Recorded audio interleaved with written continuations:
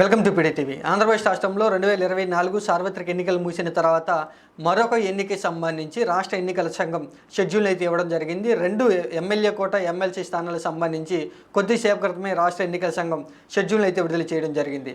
ఈ 2 ఎమ్మెల్సీ స్థానాలు కూడా వైసీపీ పార్టీ నుంచి ఖాళీ అయినటువంటి స్థానాలే. ఎన్నికల సమయం ముందు 2 ఎమ్మెల్సీలు వైసీపీ పార్టీని విడిచి కూటమిలోకి వెళ్లడంతో వైసీపీ పార్టీ ఫిర్యాదుతో శాసన మండలి చైర్మన్ మోషన్ రాజు 2 ఎమ్మెల్సీల మీద వేటు వేయడంతో 2 ఖాళీలు ఏర్పడడం జరిగింది. ఇప్పుడు సార్వత్రిక ఎన్నికలు ముగిసి ఎన్డీఏ కూటమి అధికారంలోకి వచ్చిన వెంటనే ఈ 2 ఎమ్మెల్సీ స్థానాలకు సంబంధించి భర్తీ చేయాలి అనేటువంటి ఉద్దేశంలో రాష్ట్ర ఎన్నికల సంఘం అయితే నోటిఫికేషన్ విడుదల చేయడం జరిగింది.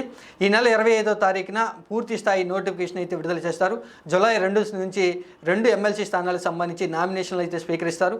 3వ తారీఖున నామినేషన్ల పూర్తి స్థాయి పరిశీలన చేసిన తర్వాత 5వ తారీఖు వరకు కూడా నామినేషన్లు ఉపసంహరించుకునేందుకు గడువునైతే ఇవ్వడం జరిగింది.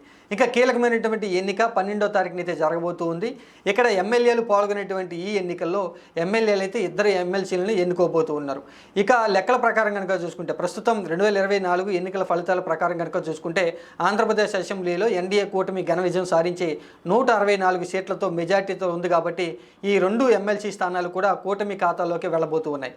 ఇక ఖాళీ అయినటువంటి 2 ఎమ్మెల్సీ స్థానాలు ఒకసారి కనుక చూసుకుంటే సి రామచంద్రయ్య వైసీపీ పార్టీ నుంచి ఎమ్మెల్సీగా ఎన్నికైనటువంటి సి రామచంద్రయ్య ఎన్నికలకు ముందు కూటమిలోకి అయితే వెళ్ళడం జరిగింది, తెలుగుదేశం పార్టీలోకి.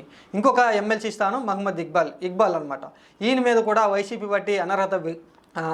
పార్టీ ఫిర్యాదు చేయడంతో శాసనమండలి చైర్మన్ మోషన్ రాజు అనర్హత వేయటం జరిగింది. ఈ 2 స్థానాలకు సంబంధించి ప్రస్తుతం అయితే ఎమ్మెల్సీ ఎన్నికలు ఎమ్మెల్యే కోట ఎన్నికలు అయితే జరగబోతూ ఉన్నాయి.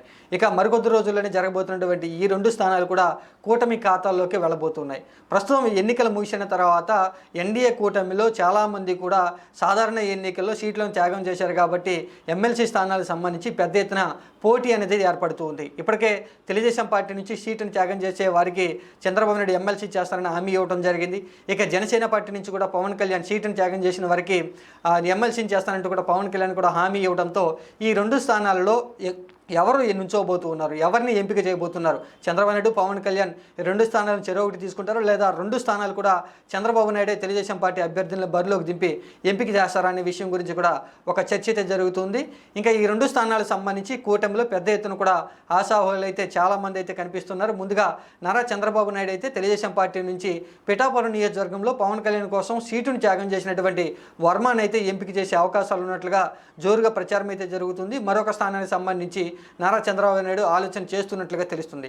ఇంకా 12వ తారీఖున జరగబోయేటువంటి ఎమ్మెల్యే కోట ఎమ్మెల్సీ ఎన్నికల్లో ఈ 2 స్థానాలు కూడా తెలుగుదేశం పార్టీ ఖాతాలోకి వెళ్ళబోతూ ఉన్నాయి.